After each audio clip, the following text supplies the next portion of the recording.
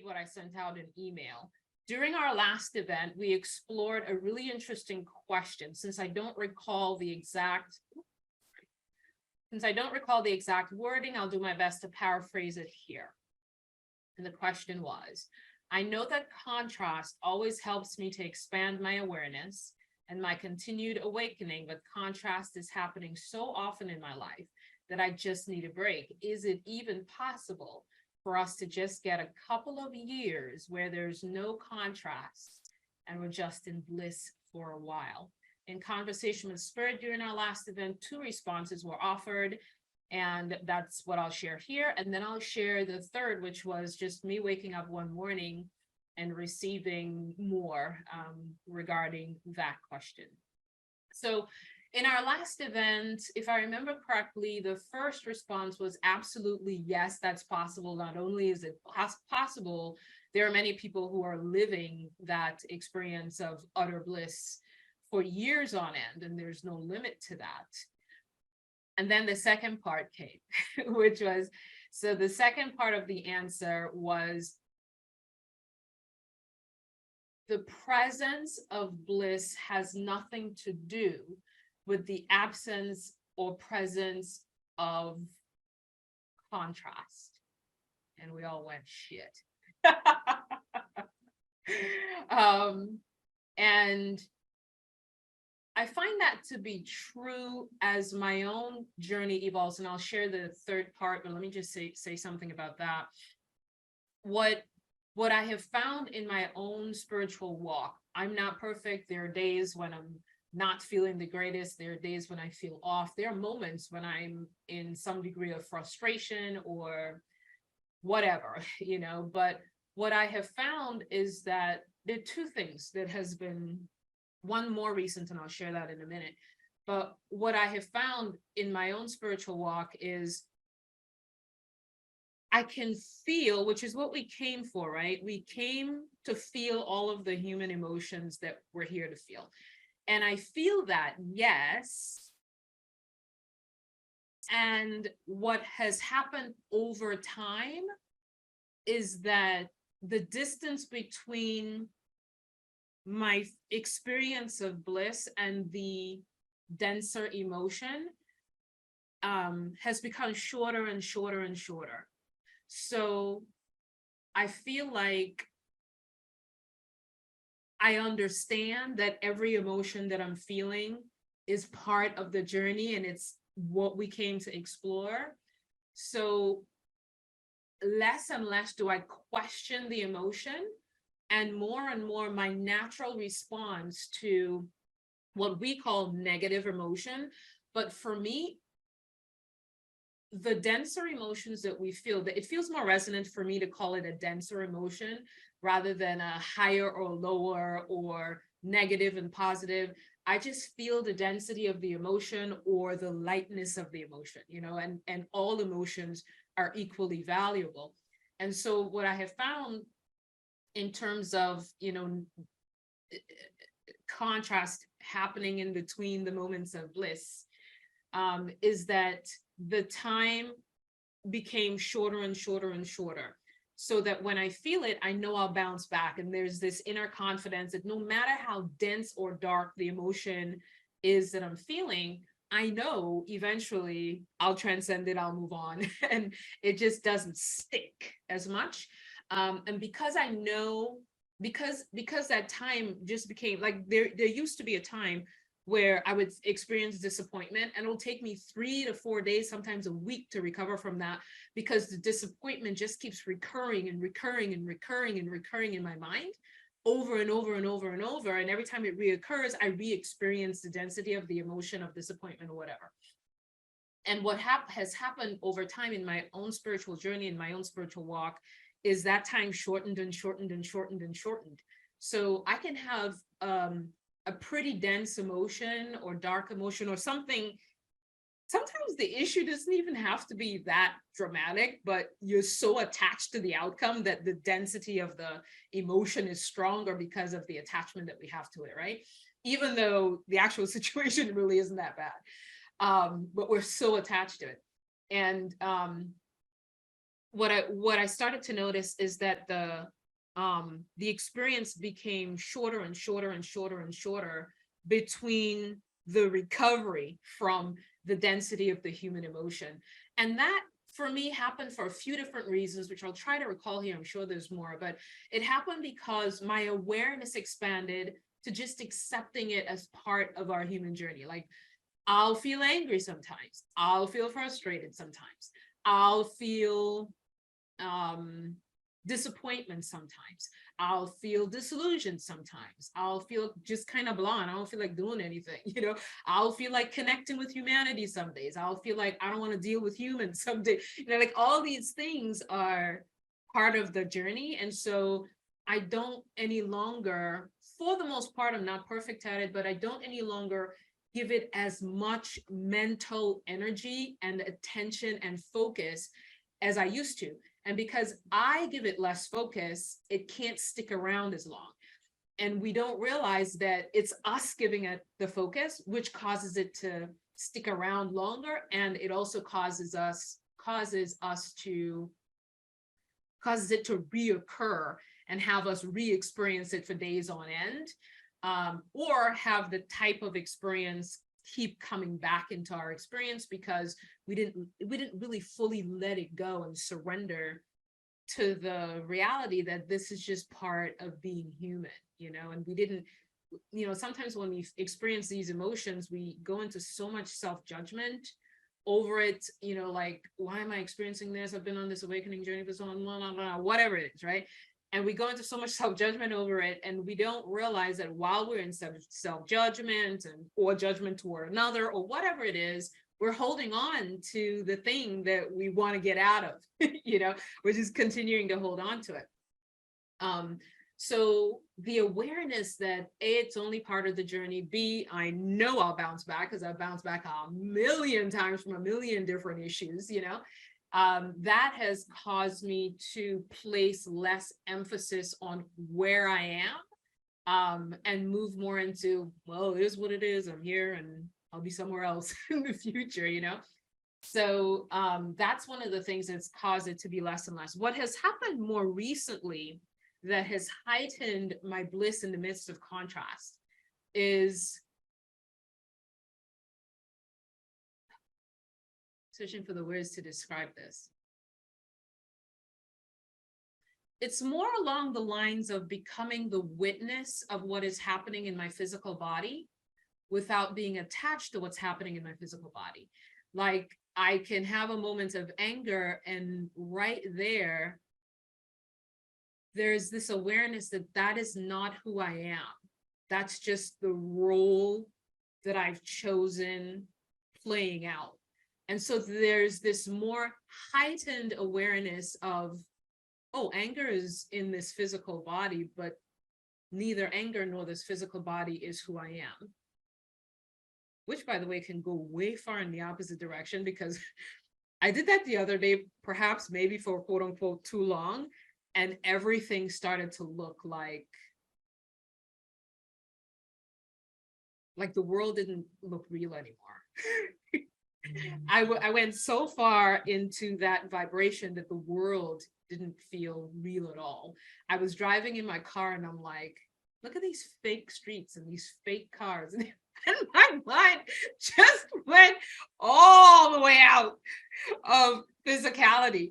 And this awareness that everything we're experiencing is just role playing started to expand, and it scared me a little bit. And I'm like, okay, come back to physicality. I can't handle it. So that's another experience that I've had too. But what's happening more and more when I experience dense emotion is there's the dense emotion, anger, jealousy, whatever. And I'm neither the emotion, nor am I the human having the emotion. So what am I worried about? You know what I mean? I literally feel like I am neither the human having the emotion, nor am I the emotion. And that awareness somehow makes me feel like I am outside of my body, looking at my physical body, having the experience. I know that's out there, but that's part of what I'm beginning to experience. that's causing bliss to remain present in the midst of contrast occurring. So I wanted to share that too.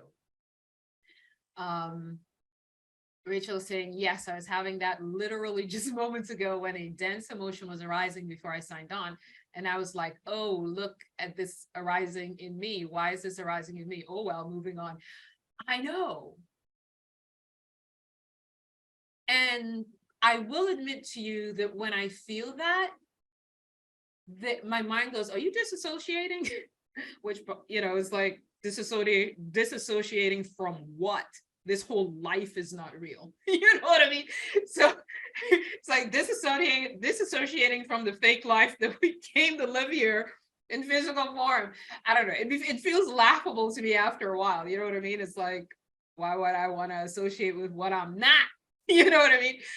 So it's just very interesting when you start shifting in and out of the roles that we're here to play, and the awareness that we're not the role, and we're not the person, and we're not anything that we perceive to be real, So for me, it's becoming easier and easier to disconnect, not in an unhealthy way, because I remember in the early stages of my spiritual awakening, when I kind of woke up to the reality that these are just roles that we're playing, and Earth is just more of a simulation, and all these things, I felt so duped that I checked out. I felt so duped. I became completely like, I just didn't want to deal with the world. I'm like, well, why am I even getting up in the morning? Why?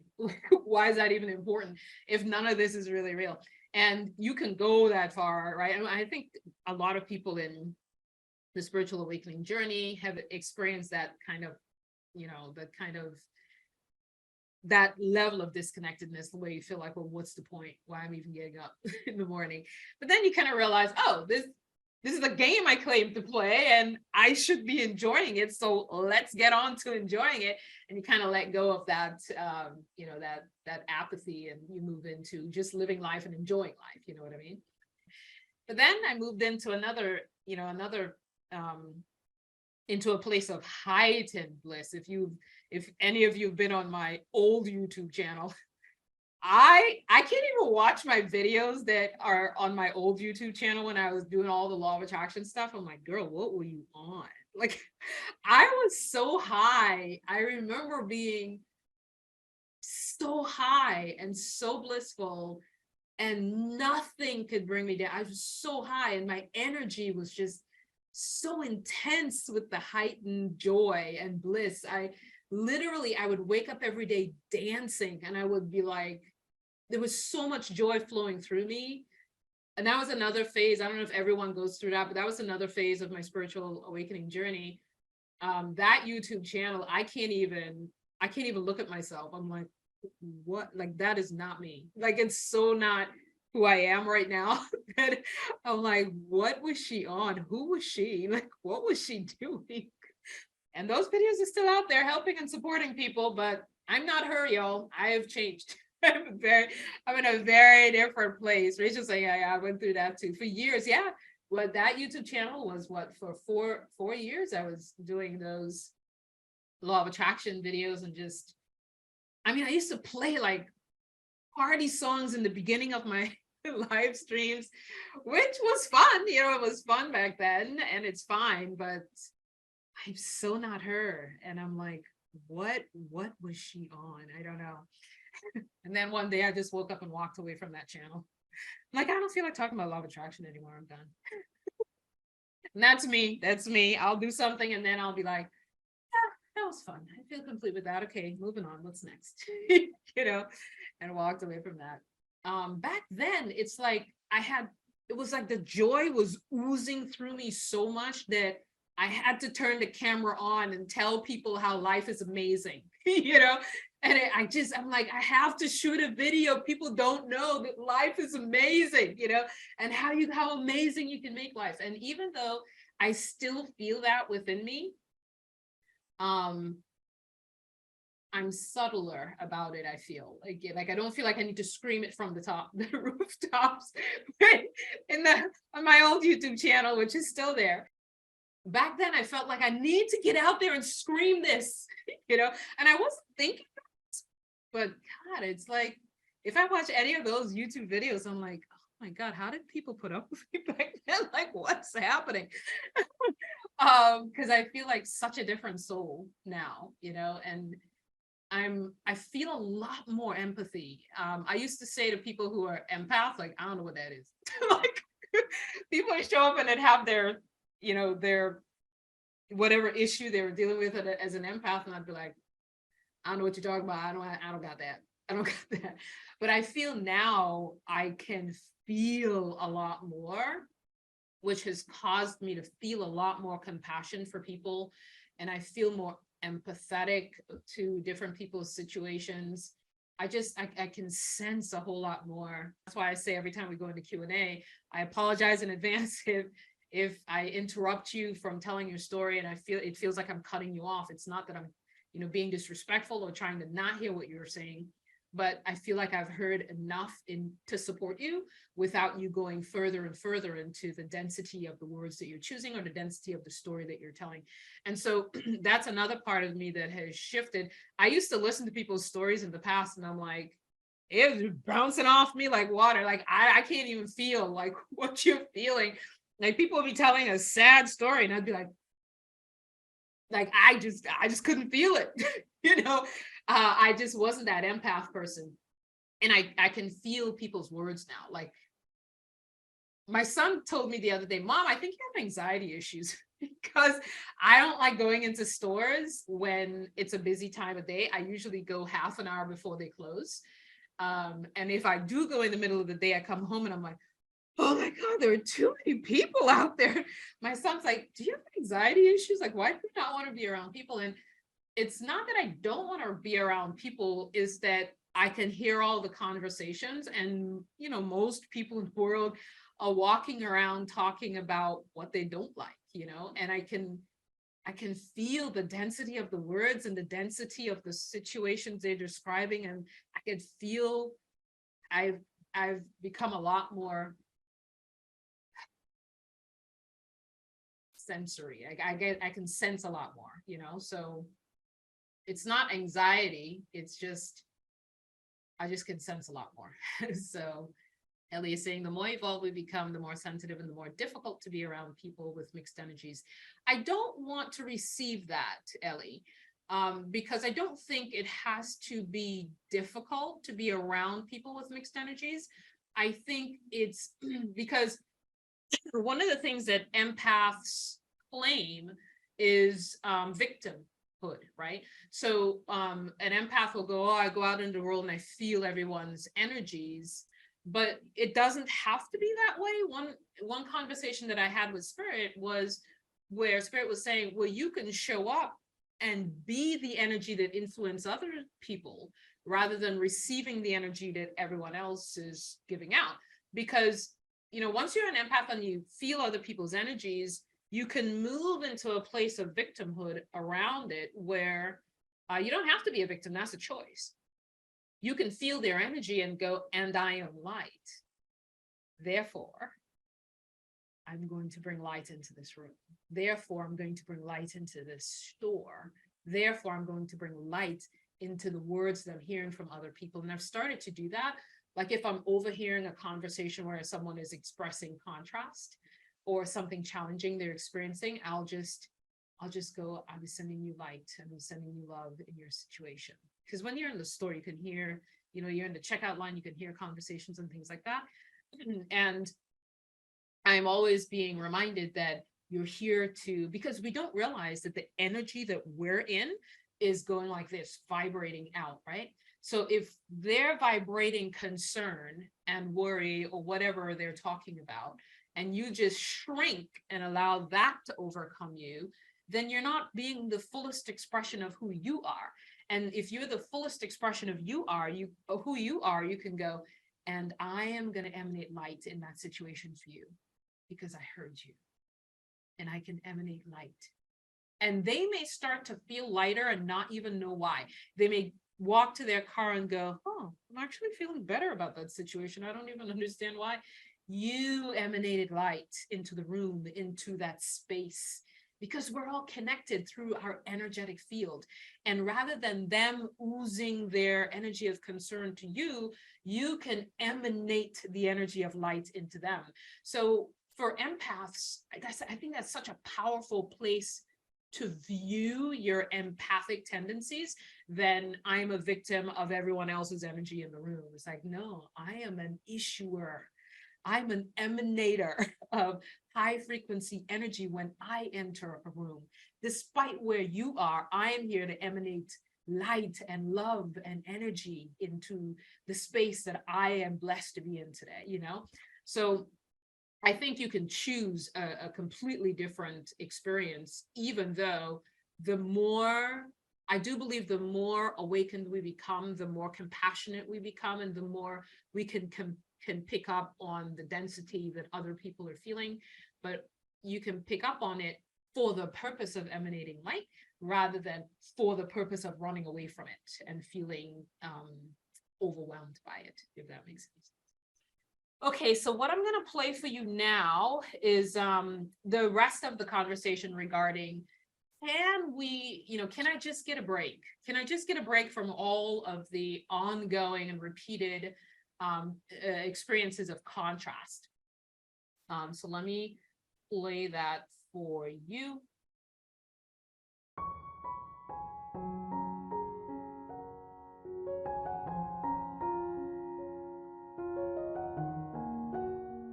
While contrast can indeed be in service to bringing one closer to the awareness of their true selves and divine nature, there is no outside force requiring that you be in ongoing contrast on a regular basis. So perhaps a different question to ask is, what is the reason that I'm choosing to create an experience of ongoing contrast, such that it feels a bit exhausting or overwhelming?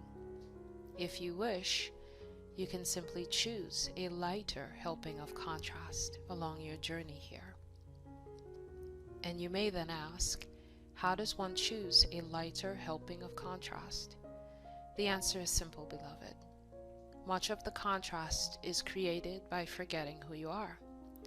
The thoughts and the perspectives you hold, the choices and decisions you make, are often from a place of fear, or from the perception and belief in limitation, or the perception and the belief in separation, which then creates the cycle of ongoing contrast.